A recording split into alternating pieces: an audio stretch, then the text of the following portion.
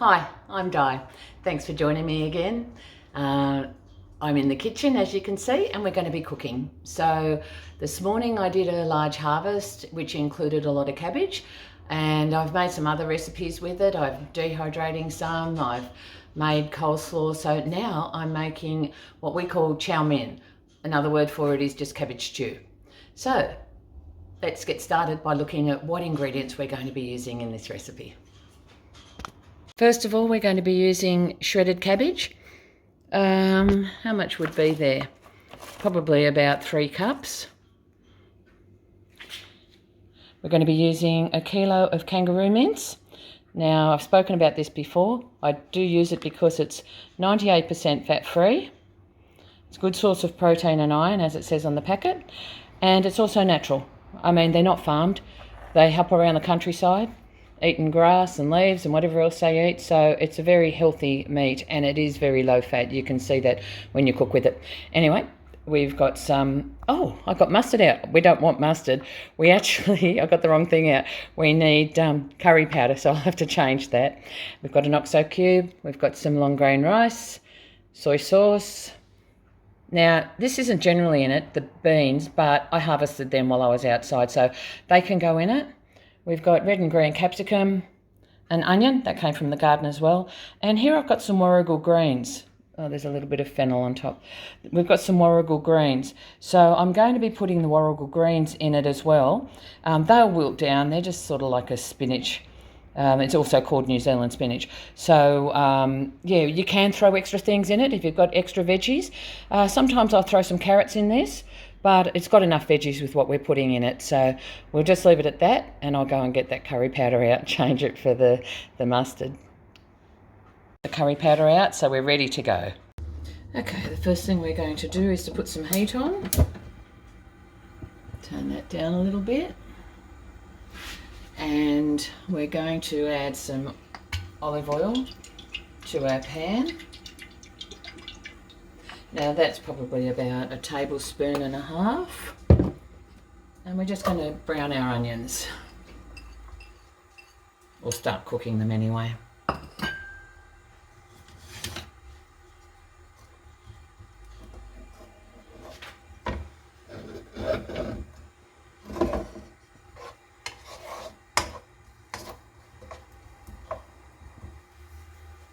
Okay, we'll come back when that's cooked a bit.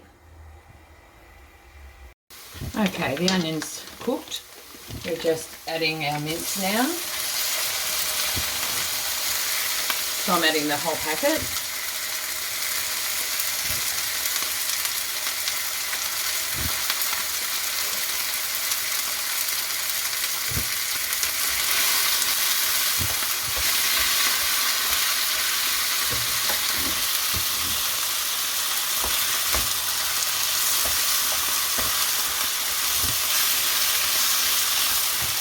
What we want to do is to break this up as it's cooking so we don't end up with big chunks of meat.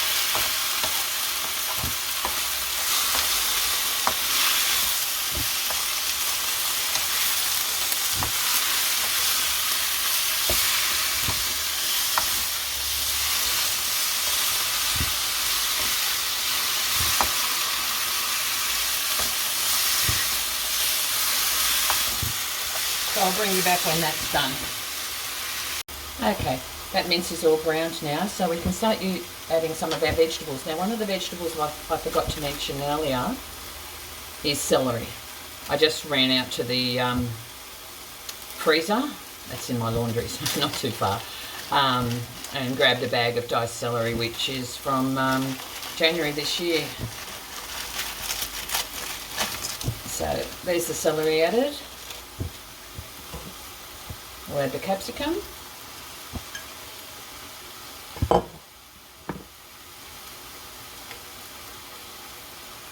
Soy sauce. There's probably about 2 tablespoons there, maybe 3.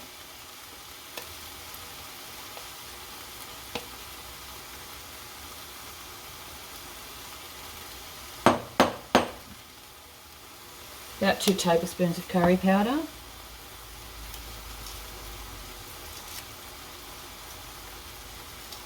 our oxo cube.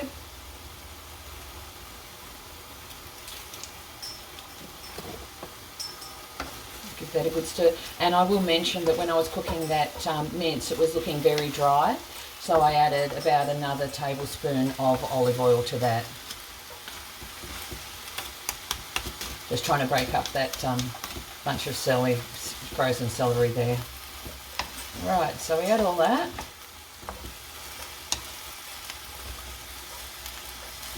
Now we are going to add our rice. I will measure this out.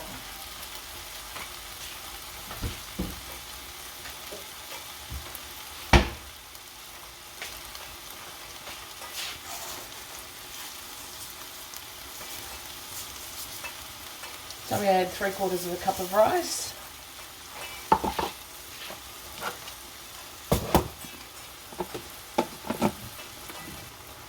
Two and a half cups of water.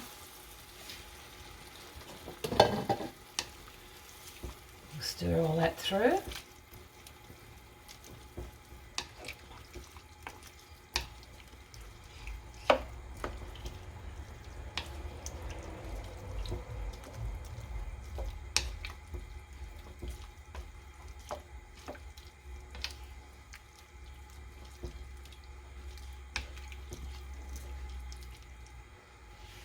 I'll just put in a little bit more rice.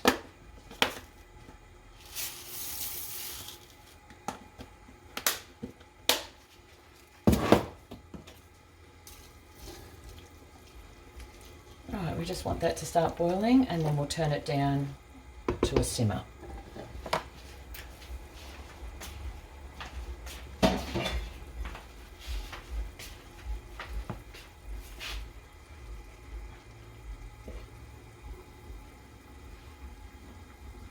I don't have a lid big enough for that, believe it or not.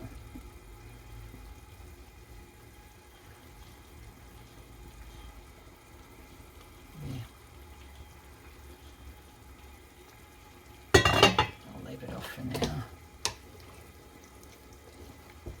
So I just want to simmer that until the rice is cooked, and then we'll add our other vegetables. So I'll bring you back. That'll take probably about 15 minutes until that rice cooks. We'll come back then. Now this is another one of those recipes that really doesn't have specific measurements. I've given you just rough guides of what I've been using, but yeah, it's really just look and see. Now, on that note, as this rice is cooking, it's absorbing that moisture, all that liquid that we put in there, and it's also thickening it up. It's creating a bit of a sauce there. So I've just added a little bit more water. So you have to judge it. The rice isn't quite cooked yet, and I'm just going to put a little bit more in. So I've put about 3/4 of a cup in altogether, extra. So what did I originally put in? 2.5 cups. So you can say I've put just over 3 cups of water in there, and I ended up putting about a cup of rice.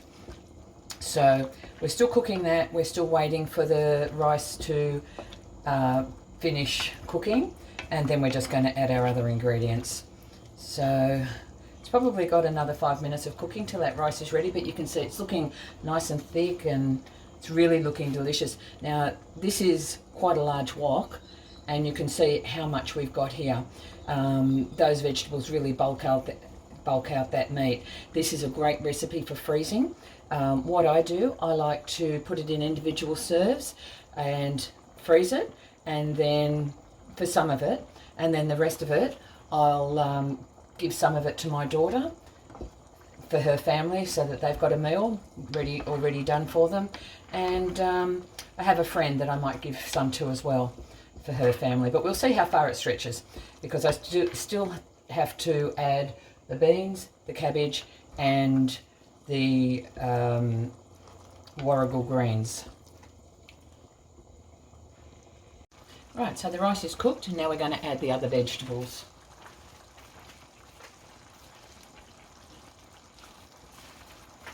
I will add our Origal greens,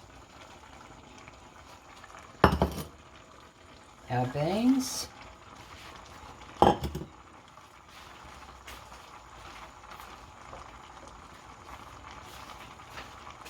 and our cabbage.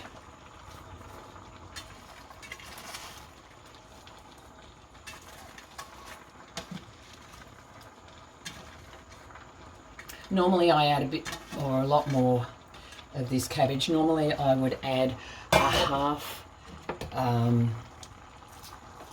a cabbage, like a medium to large size cabbage, and half of that shredded I'd put in.